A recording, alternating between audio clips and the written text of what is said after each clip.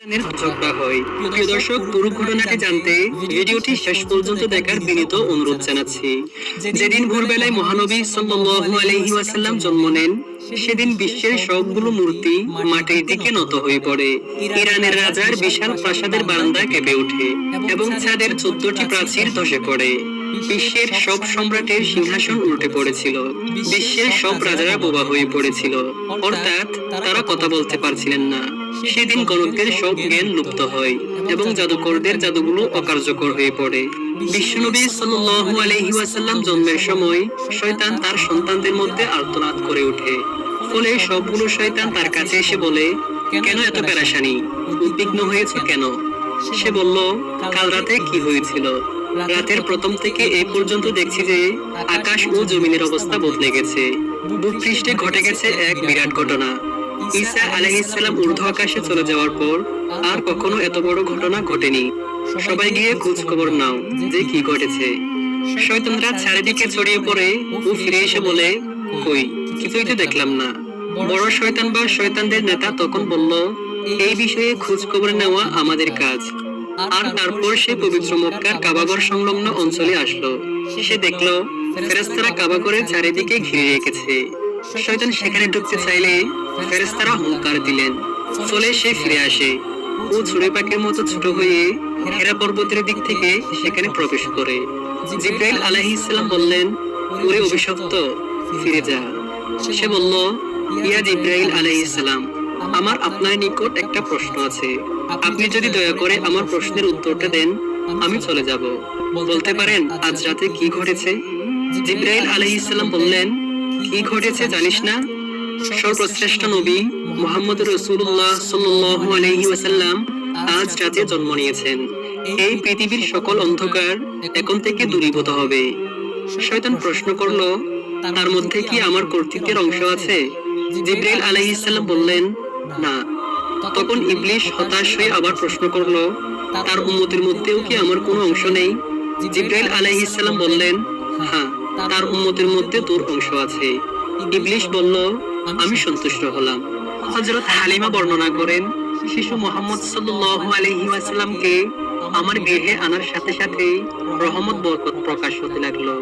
এত পরিমাণ দুধ নির্গত হলো যে হযরত মুহাম্মদ সাল্লাল্লাহু আলাইহি ওয়াসাল্লাম এবং তার দুধ ভাই একান্ত তৃপ্তির সাথে দুধ পান করে ঘুমিয়ে পড়তেন। আর উটনির দিকে চেয়ে দেখতে পাই সেগুলোর স্তন দুধে পরিপূর্ণ হয়ে গেছে। বিবি হালিমা বলেন, আমার স্বামী উটনির দুধ দহন করলেন এবং আমরা তা তৃপ্তির সাথে পান করে সারা রাত আরামে কাটালাম।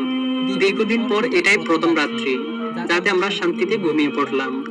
আমার স্বামী বলেন, হালিমা, তুমি খুবই ভাগ্যবান। তুমি এমন এক শিশু নিয়ে এসেছো যে বরকতের আধার। হালিমা বলেন, আমারও এটাই ধারণা, এই শিশু অত্যন্ত সৌভাগ্যবান। বিবি হালিমা আরো বলেন, মক্কা থেকে ফেরার পথে শিশু মুহাম্মদ রাসূলুল্লাহ সাল্লাল্লাহু আলাইহি ওয়াসাল্লামকে কোলে নিয়ে যে দুর্বল বাহনটিতে চলতে লাগলাম, শিশু মুহাম্মদ সাল্লাল্লাহু আলাইহি ওয়াসাল্লামের বরকতে বাহনটি এত দ্রুত চলতে লাগলো যে সবার বাহনকে হার মানালো। আমার সাথী মহিলারা আশ্চর্য হয়ে বলতে লাগলো, এটাই কি সেই দুর্বল সওয়ারি যার উপর আরোহণ করে তোমরা প্রথম এসেছিলে? এরপর বাইরে এসে দেখলাম সমস্ত বকরিগুলো দুধে পরিপূর্ণ হয়ে আছে, অথচ কিছুক্ষণ পূর্বে সেগুলো দুধ শূন্য ছিল। আমার গোত্রের লোকেরা তাদের রাখালদের নির্দেশ দেয় যে তোমরাও পশু ওই জায়গায় চড়াও যেখানে হালিমার বকরি চড়ে। কিন্তু তা তো চারণ ক্ষেত্রের বিশেষত্ব ছিল না, বরং গায়েবী মদত ও বরকতের মধ্যে নিহিত ছিল। তা ওই সমস্ত লোক কোথায় পাবে? এভাবে আমরা প্রায় তার বরকতের ঘটনা পরে প্রত্যক্ষ করতাম। হযরত হালিমা বর্ণনা করেছেন, তিনি কখনো শিশু মুহাম্মদ রাসূলুল্লাহ সাল্লাল্লাহু আলাইহি ওয়াসাল্লামকে উলঙ্গ অবস্থায় রাখতে পারতেন না। শিরফ করলেই তিনি চিৎকার করে কাঁদতেন। যতক্ষণ পর্যন্ত তার শরীরের উপর চাদর টেনে দেওয়া না হতো ততক্ষণ তিনি ক্রন্দন থামাতেন না।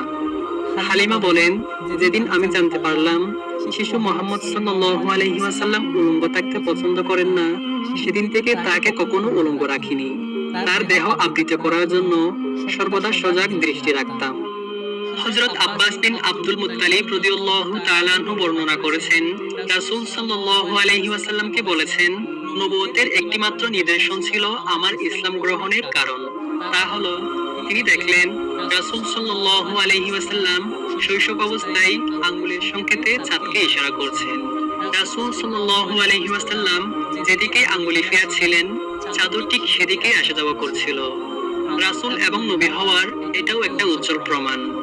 শিশু মুহাম্মদ সাল্লাল্লাহু আলাইহি ওয়াসাল্লাম হালিমার গৃহে থাকা অবস্থায় কখনো তার উভয় স্তন হতে দুধ পান করেননি। সবসময় তিনি একটি স্তন হতে দুধ পান করতেন, অপরটি তার দুধ ভাইয়ের জন্য রেখে দিতেন। ন্যায়বোধের এমন চরম দৃষ্টান্ত পৃথিবীতে খুবই বিরল। সত্যি এটা একজন মহামানবের পক্ষে সম্ভব। শিশু মুহাম্মদ সাল্লাল্লাহু আলাইহি ওয়াসাল্লামের এত দ্রুত বর্ধনশীল দেহয়িক অবস্থাও একটি লক্ষণীয় বিষয়। 2 মাস বয়সের সময় তিনি অন্যান্য শিশুদের সাথে হামাগুড়ি দিয়ে ফিরতে লাগলেন। সবাই অবাক হয়ে গেল। এবং আশ্চর্য বিষয়, মাত্র 3 মাস বয়সের সময় দেয়াল ধরে হাঁটতে লাগলেন আল্লাহর রাসূল। আর যখন 5 মাস বয়স হলো, তখন যেখানে অনেক শিশু বসতেও পারে না, সেখানে আল্লাহর রাসূল বিনা অবলম্বনে দ্রুত হাঁটতে লাগলেন। 7 মাস বয়সের সময় তিনি ফিরতে লাগলেন এবং মাত্র 8 মাস বয়সের সময় তিনি কথা বলতে সক্ষম হন, যা পৃথিবীর ইতিহাসে বিরল ঘটনা। তার এই গুণগুলো নিশ্চয়ই তার মুজিজা।